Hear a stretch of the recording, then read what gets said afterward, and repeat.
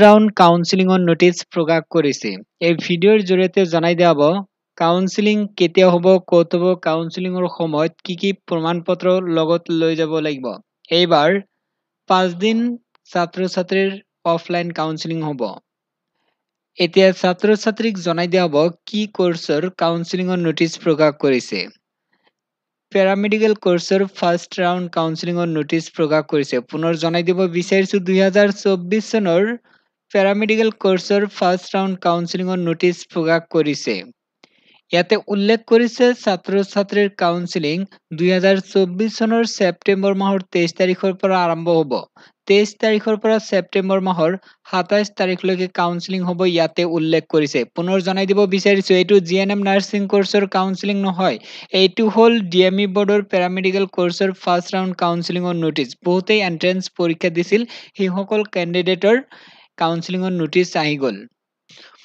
আৰু যেতিয়াই GNM nursing কোৰ্চৰ কাউন্সেলিঙৰ notice আহি যাব জনাই দিয়া হ'ব। এতিয়া মই পেৰামেডিকেল কোৰ্চৰ কাউন্সেলিঙৰ সম্পূৰ্ণ তথ্য জনাম।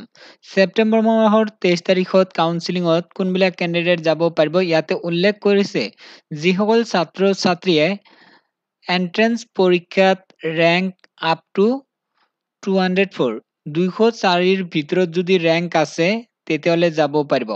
অল কেণ্ডিডেট এই 204 উল্লেখ কৰিছে, এই 204ৰ ভিতৰত যিকোনো কেটেগৰীৰ ছাত্ৰ-ছাত্ৰী হ'ব পাৰে।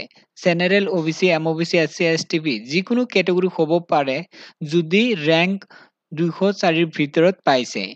তাৰপিছত 23 তাৰিখত আৰু ছাত্ৰ-ছাত্ৰী যাব পাৰিব যিসকল কেণ্ডিডেট PWD কোটাত এপ্লাই কৰিছে আৰু যদি কেণ্ডিডেট পৰীক্ষাত 31 নম্বৰ পাইছে তেতিয়াহ'লে যাব পাৰিব। পুনৰ জনাই দিব বিচাৰিছো PWD কেটেগৰী কেণ্ডিডেটৰ নম্বৰ ধৰি দিছে 31 যদি পৰীক্ষাত পাইছে ছেপ্টেম্বৰ মাহৰ 23 তাৰিখত যাব পাৰিব। তাৰপিছত ইয়াতে উল্লেখ কৰিছে ছেপ্টেম্বৰ মাহৰ 24 তাৰিখ। ছেপ্টেম্বৰ মাহৰ 24 তাৰিখত যাব পাৰিব অল কেণ্ডিডেট যিকোনো কেটেগৰীৰ কেণ্ডিডেট যাব পাৰিব যিসকলৰ ৰেংক 205ৰ পৰা 412ৰ ভিতৰত আছে সেইসকল কেণ্ডিডেট যাব পাৰিব। পুনৰ জনাই দিব বিচাৰিছো ছেপ্টেম্বৰ মাহৰ 24 তাৰিখত অল কেটেগৰী কেণ্ডিডেট যাব পাৰিব যিসকলৰ ৰেংক 205ৰ পৰা 412ৰ ভিতৰত আছে যাব পাৰিব। তাৰপিছত ছেপ্টেম্বৰ মাহৰ 25 তাৰিখত যাব পাৰিব EWS কেটেগৰীৰ কেণ্ডিডেট। যদি কেণ্ডিডেট EWS কেটেগৰী হয় আৰু যদি ৰেংক 413ৰ পৰা যদি 663ৰ ভিতৰত পাইছে তেতিয়াহ'লে যাব পাৰিব। ছেপ্টেম্বৰ মাহৰ 25 তাৰিখত আৰু কেণ্ডিডেট যাব পাৰিব যিসকল কেণ্ডিডেট SC কেটেগৰী হয়। যদি কেণ্ডিডেট SC কেটেগৰী হয় ছেপ্টেম্বৰ মাহৰ 25 তাৰিখত যাব পাৰিব, কিন্তু ৰেংক হ'ব লাগিব ইয়াতে উল্লেখ কৰিছে 413ৰ পৰা যদি 1411ৰ ভিতৰত আছে তেতিয়াহ'লে যাব পাৰিব। ছেপ্টেম্বৰ মাহৰ 25 তাৰিখত আৰু কেণ্ডিডেট যাব পাৰিব STB কেটেগৰীৰ।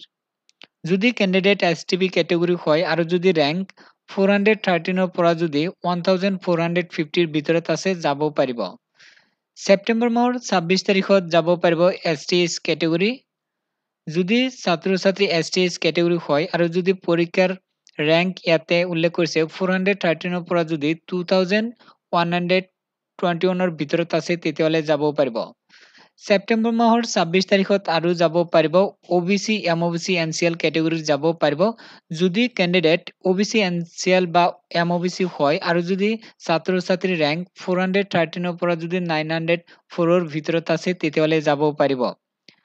ছেপ্টেম্বৰ মাহৰ 27 তাৰিখত যাব পাৰিব আনএমপ্লয়ড ফেমিলি কোটাত যদি এপ্লাই কৰিছে সেইসকল কেণ্ডিডেট যাব পাৰিব। ৰেংক ইয়াতে উল্লেখ কৰিছে 413ৰ পৰা যদি 2132ৰ ভিতৰত আছে যাব পাৰিব। ছেপ্টেম্বৰ মাহৰ 27 তাৰিখত চৰ এৰিয়া কোটাত এপ্লাই কৰা ছাত্ৰ-ছাত্ৰী যাব পাৰিব। যদি কেণ্ডিডেট চৰ এৰিয়া কোটাত এপ্লাই কৰিছে আৰু যদি ৰেংক 413ৰ পৰা যদি 2132ৰ ভিতৰত আছে যাব পাৰিব। এতিয়া জনাই দিয়া হ'ব কাউন্সেলিং ক'ত হ'ব, তাৰপিছত জনাই দিয়া হ'ব কি প্ৰমাণপত্ৰ লগত লৈ যাব লাগিব। কাউন্সেলিং হ'ব গুৱাহাটী 6 মাইল যাব লাগিব। 6 মাইলত ডিএমই বৰ্ড আছে, অৰ্থাৎ ডাইৰেক্টৰ অফ মেডিকেল এডুকেশ্যন বুলি কোৱা হয়, চমুকৈ ডিএমই বৰ্ড বুলি কোৱা হয়। দিনৰ 10টাৰ পৰা কাউন্সেলিং প্ৰচেছটো আৰম্ভ হ'ব।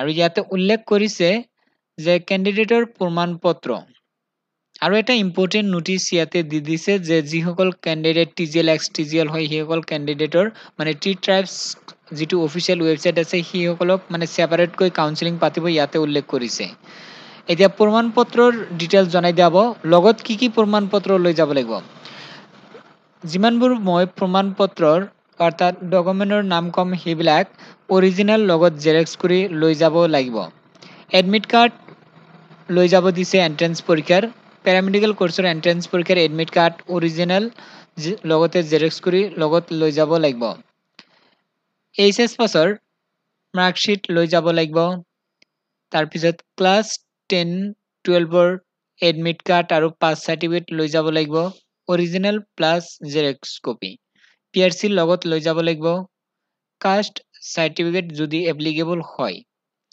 এনসিএল লাগিব ওবিসি এমওবিসি ক্যাটাগৰীৰ ইডব্লিউএস লাগিব যদি ইডব্লিউএস কোটাত এপ্লাই কৰিছে লগত লৈ যাব লাগিব পিডব্লিউডি সাৰ্টিফিকেট লাগিব যদি ক্যান্ডিডেট পিডব্লিউডি কোটাত এপ্লাই কৰিছে ৰিসেন্ট পাসপোৰ্ট সাইজ ফটো লৈ যাব লাগিব আৰু সৰিৰিয়া ৰেসিডেন্ট কোটাত যদি এপ্লাই কৰিছে সৰিৰিয়া ৰেসিডেন্টৰ সাৰ্টিফিকেট লগত লৈ যাব লাগিব নোটিছ চাবলৈ কাম কৰিব এই ভিডিও ডেসক্ৰিপশনত লিংক পাব লিংকত ক্লিক কৰি নোটিছ চাব পাৰিব আৰু ইয়াতে হোৱাটসঅ্যাপ চেনেলৰ লিংক আছে আমাৰ ইয়াতে জয়েন হ'ব পাৰিব কিবা যদি নতুন আপডেট আহে এই হোৱাটসঅ্যাপ চেনেলত লিংক শেয়াৰ কৰি দিম তাতে চাব পাৰিব